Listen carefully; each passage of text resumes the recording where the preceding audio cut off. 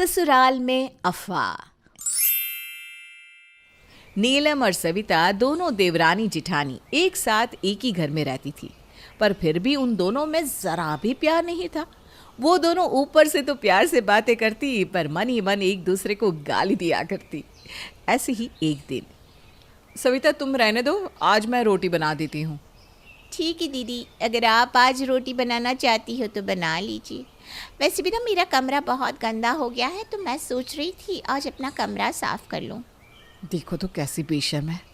मैंने एक बार मना क्या कर दिया, छोड़कर भी चली गई।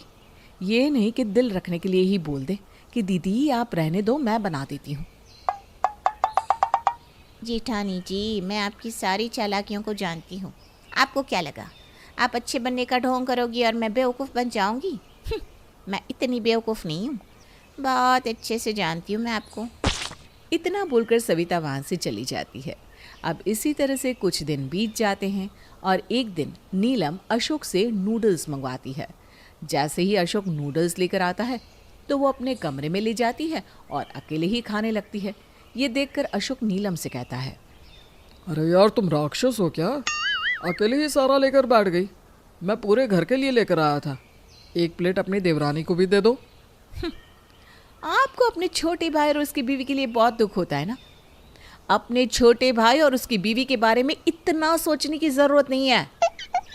नीलम, तुम्हारी बातें सुनकर ना मुझे बहुत गुस्सा आता है। मैं उनके बारे में सोच नहीं रहा हूँ, पर वो मेरे भाई हैं और हम दोनों एक साथ एक ही घर में रहते हैं, और इस तरह से कुछ भी चीज़ लाकर अपने कमरे में छुपकर खाना सही नहीं है। क्या सही नहीं है? क्या सही नहीं है? चुप रहो, आपको कुछ नहीं पता। आप जितने भोले हो, आपका भाई उतना ही शातिर है। और मेरी वो चुड़ैल देवरानी मेरे देवर से रंग रंग की चीजें मंगवाती है और अकेले कमरे में बैठकर ठोस जाती है। क्या वो आकर एक बार भी पूछती है, दीदी कुछ खा लो? या मुझे आकर कुछ देती है जो मैं अपने पति का लाया हुआ उससे कुछ दूं? तुमसे तो बात करना ही बेकार है। अरे अपने देवर देवरानी को नहीं दे सकते, कम से कम मेरी माँ को तो दे दो। मैं उनके लिए लाया था, उनका हिस्सा तो मत खा जाओ। पता नहीं कैसे आदमी से मेरा पल्ला पड़ गया है। औरों के आदमी अपनी बीवी के लिए कितना कुछ लेकर आते हैं, पर मेरे पति को तो अपने घर वालों की चिंता से फुर्सत ही नहीं मिलती। जा रही हूं आपकी माँ को देने। हाँ, ना चाहते हुए भी नीलम कुछ नूडल्स अपनी सास के कमरे में ले जाती है और अपनी सास को नूडल्स देते हुए कहती है, ये नूडल्स अशोक जी आपके लिए लेकर आए थे, अपने छोटे बेटे बहू को मत दे देना। ऐसा क्या अशोक ने कहा है? मेरा अशोक ऐसा कभी कर ही नहीं सकता। जरूर तूने ही कुछ बोला होगा। फिर से शुरू हो गई आप। इसीलिए मैं आपको देने नहीं आ रही थी, पर आपके बेटे को आपकी और इस घर की इतनी चिंता लगी रहती है। अब चुपचाप से खा लीजिए, वरना ये भी नहीं मिलेगा। फिर मत कहना बड़ी बहू कुछ देती नहीं। और एक बात, उसे सविता को मत बताना। उस चुड़ैल को मैं बहुत अच्छे से जानती हूँ। देख बड़ी बहू, सविता तेरी देवरानी है और तू उसे जितना बुरा समझती है, जितना उससे चिढ़ती है, वो इतनी बुरी नहीं है। माँ जी, आप तो उसकी तारीफ करते करते नहीं थकती, पर मैं यहाँ उसकी तारीफें सुनने के लिए नहीं आई हूँ। जा रही हूँ। वैसे भी आपके भाषण की वजह से मेरे नूडल्स ठंडे हो गए, अब मज़ा ही नहीं आएगा उन्हें खाने में। इतना बोलकर नीलम वहाँ से चली जाती है। अपनी बहू का ये रवैया देखकर पार्वती को बहुत दुख होता है, पर वो कुछ नहीं कहती। अब इसी तरह से कुछ दिन बीत जाते हैं और एक दिन सविता रात के 11:30 बजे सबकी नज़रों से छुपाती हुई अपनी सास के कमरे में आती है और अपनी सास को गोलगप्पे देते हुए कहती है, माँ जी ये लीजिए गोलगप्पे। मैंने ना ये अर्पित जी से मंगवाए थे, बड़ी मुश्किल से बचते बचाते आपके लिए ये गोलगप्पे लेकर आई हूँ। अगर जिठानी जी की नज़र पड़ गई ना तो ये गोलगप्पे किसी के मुंह में ही नहीं जाएंगे। तो क्या हुआ बहू, अगर थोड़ा सा बड़ी बहू भी खा लेगी तो है? वैसे भी मैं कहाँ गोलगप्पे खाती हूँ। तू उसे ही जाकर दे दे। अगर तू खुद आगे से बढ़कर उसे कुछ देगी तो उसे भी अच्छा लगेगा। हाँ जी, अगर मैं दीदी के लिए अपनी जान भी दांव पर लगा दूँ ना तो भी वो मुझसे खुश नहीं होंगी। और उन्हें क्या लगता है कि मुझे नहीं पता कैसे वो चीट से चीज़ें मंगवा कर छुप छुप कर खाती हैं, जबकि अर्पित जी पूरे घर के लिए लेकर आते हैं और जो भी लाते हैं सबको देते हैं। अरे कोई बात नहीं बहू, वो तुझसे बड़ी है ना। वही तो माँ जी, जिठानी जी मुझसे बड़ी हैं, इसीलिए लिहाज करती हूँ, वरना मैं तो उन्हें लाइन पर ला देती। अच्छा माँ जी, चलती हूँ मैं, आप अकेले खाना, हाँ, जिठानी जी को मत देना, वरना कहेंगी कि मैं उनसे छुपकर गोलगप्पे खाती हूँ। सविता और नीलम दोनों ही अपनी सास की खूब सेवा करती और हमेशा अपनी सास का दिल जीतने में लगी रहती। वो दोनों अपनी सास की सेवा करके एक दूसरे को नीचा दिखाती और ये जताने की कोशिश करती कि कौन सबसे ज्यादा संस्कारी बहू है। ऐसे ही एक दिन, माँ जी, मैंने आपसे कितनी बार बोला है कि अब आप बाज़ार मत जाया कीजिए, मोहल्ले में भी तो सब्ज़ी वाला आता है, अगर आपको उसकी सब्ज़ी नहीं पसंद तो मुझे कह दीजिए, मैं ला दिया करूँगी। माँ जी, हमारे होते हुए आप क्यों दौड़ भाग करती हैं? आपके पैरों में भी दर्द होता है ना? लाइए, मैं आपके पैर दबा देती हूँ, और कल से आपको कुछ भी काम हो ना, कहीं भी जाना हो तो मुझे बुला लेना। क्यों दीदी, मैं भी तो इस घर की छोटी बहू हूँ, माँ जी मुझे भी तो याद कर सकती हैं। और वैसे भी आपको तो अपने कपड़े धोने थे ना, हाँ, आप जाकर अपने कपड़े धो लीजिए, माँ जी की सेवा मैं कर लूँगी। आइए माँ जी, आपकी दवाई का समय भी हो गया है। अरे बहू, तुम दोनों अपना काम कर लो, मैं बिल्कुल ठीक हूँ। मैं इतनी भी बूढ़ी नहीं हुई कि तुम दोनों के सहारे बैठ जाऊं। इतना बोलकर पार्वती अपने कमरे में चली जाती है और दोनों देवरानी जिठानी एक दूसरे को देखकर मुंह बनाकर चली जाती है और अपने अपने कामों में लग जाती है। और दोनों बहू इसी तरह अपनी सास की चमचागिरी में लगी रहती है। देखिए माँ जी, सविता को तो आपकी परवाह ही नहीं है, इसलिए इतनी मसालेदार पनीर की सब्जी बना दी, पर आप मेरे हाथ की दाल मखनी खाइए, इससे ना आपके पेट में गैस भी नहीं बनेगी। दीदी, आप दुनिया की पहली ऐसी औरत है जो पनीर के खाने से गैस बता रही हैं, जबकि पनीर तो हमारी हेल्थ के लिए बहुत अच्छा होता है। और वैसे भी माँ जी, आज मैंने आपकी तबीयत को ध्यान में रख कर सब्जी बनाई है, इसमें बिल्कुल भी मिर्ची नहीं है और बहुत कम मसाले हैं। अरे बहू, मुझे इस बात से फ़र्क नहीं पड़ता कि मेरे लिए मेरी कौन से बहू ने क्या बनाया और क्या सोच कर बनाया। मैं तो बस इतना चाहती हूँ कि मेरे घर में हमेशा सुख शांति बनी रहे। और तुम दोनों में प्यार भी ना मुझे समझ में नहीं आता कि तुम दोनों एक दूसरे से इतना नफरत क्यों करती हो। अरे नहीं नहीं माँ जी, ऐसे कुछ भी नहीं है, हम दोनों एक दूसरे से बिल्कुल नहीं चिढ़ते, आपको कोई गलतफहमी हो रही है। हाँ माँ जी, हम दोनों देवरानी जिठानी में तो बहुत प्यार है। क्यों दीदी, सही कहा ना मैंने? हाँ सही कहा, बहुत प्यार है। मुझे तो इससे इतना प्यार है कि दिल करता है इस चुड़ैल के सर के सारे बाल ही नोच लूं। मैं जानती हूँ जिठानी जी, आप मुझसे रत्ती भर भी प्यार नहीं करती, आपको माँ जी के सामने अच्छा भी तो बनना है। सविता और नीलम दोनों ही अपनी सास के सामने मुस्कुराती है और झूठा प्यार दिखाती है, पर मन ही मन एक दूसरे को भला बुरा कहकर मुंह तोड़कर वहाँ से चली जाती है। ये देखकर पार्वती खुद से कहती है, ये दोनों मुझे कितना बेवकूफ़ समझती है। उन्हें लगता है कि मैं जानती ही नहीं कि ये दोनों एक दूसरे से कितना चिढ़ती है। पर मैं ऐसा क्या करूं ताकि मेरे बहू के बीच की कड़वाहट खत्म हो जाए और वो दोनों एक दूसरे को गलत ना समझकर एक दूसरे से प्यार करें, ताकि मेरा घर हमेशा सुख शांति और खुशियों से भरा रहे। और ये तभी हो सकता है जब मेरी बहू के बीच में प्यार हो। जहाँ एक तरफ पार्वती अपनी दोनों बहू के बीच में प्यार देखना चाहती थी, तो वहीं समय के साथ धीरे धीरे दोनों देवरानी जिठानी के बीच की कड़वाहट भी बढ़ती जा रही थी। पर तभी एक दिन पार्वती की बेटी कोमल का फोन आता है। तो अब तक आपने देखा कि किस तरह से पार्वती की दोनों बहुओं के बीच में कड़वाहट बढ़ती ही जा रही है, जिस वजह से अब पार्वती भी परेशान रहने लगी है। पर एक दिन पार्वती की बेटी कोमल का फोन आता है। अपनी बेटी का फ़ोन देखकर पार्वती बहुत खुश होती है। चलो, आखिर तूने अपनी माँ को फ़ोन तो किया, वरना मुझे तो लगा था कि तू मुझे भूल ही गई है। तुझे अपनी माँ की याद नहीं आती क्या? माँ, मुझे सबकी याद आती है, इसीलिए तो मैंने सोचा कि क्यों ना इस बार मैं 2 महीने के लिए आपसे और भाभी से मिलने आ जाऊँ। कल ही आ रही हूँ मैं, तो मेरा अच्छे से स्वागत करना।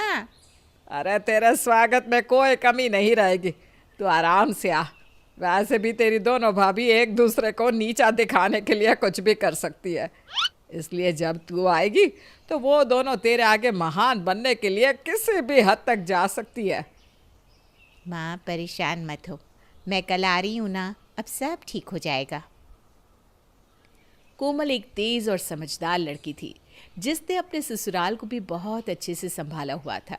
अब अगले दिन कोमल अपने मायके पहुंचती है जहां उसके स्वागत में उसकी दोनों भाभियां कोई कमी नहीं छोड़ती। अरे दीदी, आपने तो कुछ खाया ही नहीं, मेरे हाथों का भी तो खाना खाओ, या फिर सब अपनी छोटी भाभी के हाथों का ही खाओगी। भाभी, आप दोनों ने सिर्फ मेरी पसंद का खाना ही बनाया है और सारा खाना लाजवाब है। मुझे तो समझ में नहीं आ रहा कि किसके हाथ का खाना खाओ, इसलिए मेरी नज़रों के सामने जो जो आ रहा है मैं सब खा रही हूँ। पर सच कहूँ, खाना सच में लाजवाब बना है। इतना बोलकर कोमल मज़े से खाना खाने लगती है। नीलम जब देखती है कि कोमल सिर्फ सविता के हाथों का बना खाना खा रही है तो उससे अपनी देवरानी से जलन होने लगती है और वो कोमल के लिए ओरियो शेक बनाकर लेकर आती है। ओहो, इतनी गर्मी हो रही है, सिर्फ खाना ही खाओगी क्या? अरे कुछ ठंडा भी पीजिए, ये लीजिए, आपके लिए आपका फेवरेट ओरियो शेक बनाकर लाई हूँ। और भी कुछ चाहिए तो भी बता दो। अरे वाह भाभी, आप मेरा कितना ख्याल रखती हैं। दीदी, आपने इतना सब कुछ खा लिया है, कहीं ऐसा ना हो कि आपको खाना डाइजेस्ट करने में प्रॉब्लम हो, और ओरियो शेक से आपके पेट में गड़बड़ भी हो सकती है। तो मैं ना आपको नींबू पानी बनाकर ला देती हूँ। अरे भाभी, सब कुछ आज ही खिला दोगी? हाँ, कल के लिए कुछ नहीं रखना। मैं 2 महीने यहाँ हूँ, मैं भी देखती हूँ इन 2 महीनों में आप दोनों मेरी कितनी सेवा करती हो। फिलहाल तो मैं खा खा कर थक चुकी हूँ, पेट भी हाउसफुल हो चुका है। अब मैं थोड़ा आराम करने जा रही हूँ। वैसे माँ कहाँ है? जब से आई हूँ माँ नज़र ही नहीं आ रही। अरे देखो ना दीदी, माँ की कितनी सेवा करती हूँ मैं नहीं चाहती कि वो बीमार पड़े, इसलिए मैं उन्हें कहती हूँ कि वो रहने दे, पर वो है कि मेरी सुनती नहीं। हमेशा बाजार चली जाती हैं, पार्क चली जाती है, तो कभी किसी काम के लिए कहीं चली जाती है, मानो जैसे घर में उनका मन ही नहीं लगता। अब जिस घर में आप जैसी बहू हो वहाँ सास का मन कैसे लग सकता है दीदी? मेरा मतलब है आप ही सारा काम कर देती हैं ना, तो माँ जी घर में बोर हो जाती होंगी। मैं तुम्हारे सारे मतलब बहुत अच्छे से समझ रही हूँ मेरी प्यारी देवरानी। वैसे आज रसोई साफ़ करने की बारी तुम्हारी है, आई होप तुम अच्छे से कर दोगी। चलिए ना दीदी, हम दोनों कमरे में चलकर बातें करते हैं। नीलम अपनी ननद के सामने एक बार फिर से झूठे प्यार का दिखावा करती है और वहाँ से अपनी ननद को लेकर चली जाती है, पर कोमल अपनी भाभियों के बीच का अनबन और तनाव देख लेती है। माँ बिल्कुल सही कह रही थी, भाभियों के अंदर एक दूसरे के लिए ना इज्जत है और ना ही प्यार, बस दिखावा करती है। पर मुझे कुछ तो करना पड़ेगा ताकि उनका दिखावा सच में प्यार में बदल सके।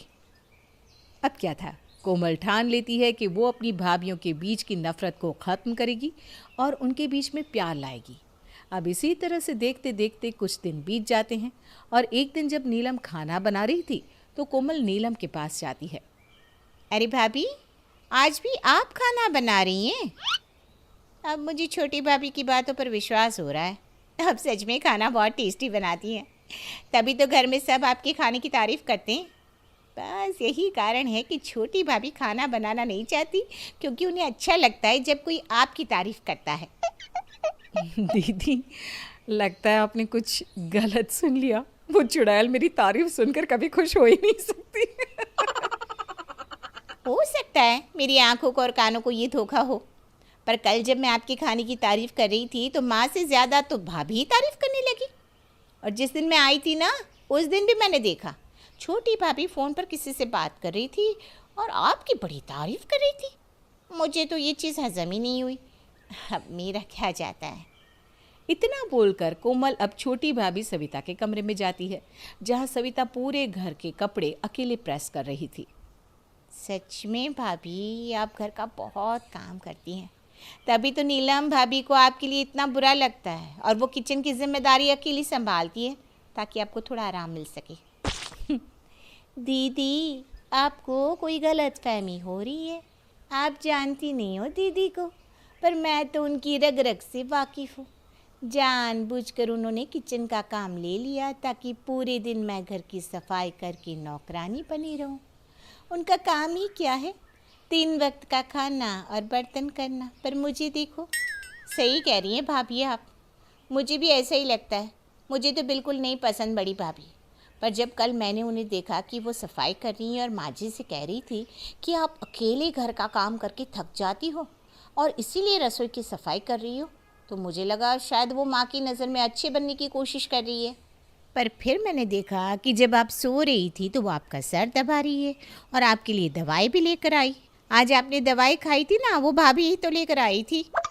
इस तरह से कोमल अपनी दोनों भाभियों के पास जाकर एक दूसरे की तारीफ करती है और ये दिखाती है कि उसकी दोनों भाभियां कितनी अच्छी है। अब दोनों देवरानी जेठानी के मन में एक दूसरे के लिए कड़वाहट कम होने लगती है और उन्हें कोमल की बातों पर विश्वास होने लगता है। ऐसे ही एक दिन सविता देखती है कि उसकी जेठानी उसके कमरे की सफाई कर रही है। अरे दीदी तो सच में मेरे कमरे की सफाई कर रही है। इसका मतलब कोमल दीदी बिल्कुल सच कह रही थी। मैं ही बुरी हूँ जो इतनी अच्छी जेठानी की कदर नहीं करती। ये देखकर सविता को बहुत अफसोस होता है। वो अपनी जेठानी की मदद करने लगती है। तो वहीं दूसरी ओर जब नीलम ये देखती है कि सविता बार बार आकर घर के कामों में उसका हाथ बटा रही है और बाहर के लोगों से उसके लिए लड़ाई कर रही है, तो उसे भी कोमल की बातों पर विश्वास हो जाता है। उसके मन से भी अपनी देवरानी के लिए सारी चीड़ खत्म हो जाती है। सब सही कहते रहे, पर मैंने ही किसी की बात पर विश्वास नहीं किया। भगवान ने मुझे कितनी अच्छी देवरानी दी है। सविता सच में मुझसे कितना प्यार करती है, पर मैं ही उससे जलती रही। क्या हुआ दीदी, क्या सोच रही हो? कुछ नहीं, बस ये सोच रही हूँ कि ननद जी के घर में आने से कितना कुछ सही हो गया ना, पर अब उनके जाने का समय हो रहा है। उनके जाने के बाद तो ये घर खाली हो जाएगा। और ये भी सोच रही हूँ कि मैंने तुम्हें पहचानने में कितनी देर कर दी, पर अब नहीं। अब मैं अपनी देवरानी को छोटी बहन की तरह प्यार करूँगी, जैसे तुम मुझसे करती हो। इस तरह से कोमल आकर अपनी दोनों भाभियों के बीच की कड़वाहट खत्म कर देती है और अपने ससुराल चली जाती है। कोमल के जाने के बाद दोनों ही देवरानी जेठानी के बीच का प्यार बढ़ने लगता है और ये देखकर पार्वती को बहुत अच्छा लगता है।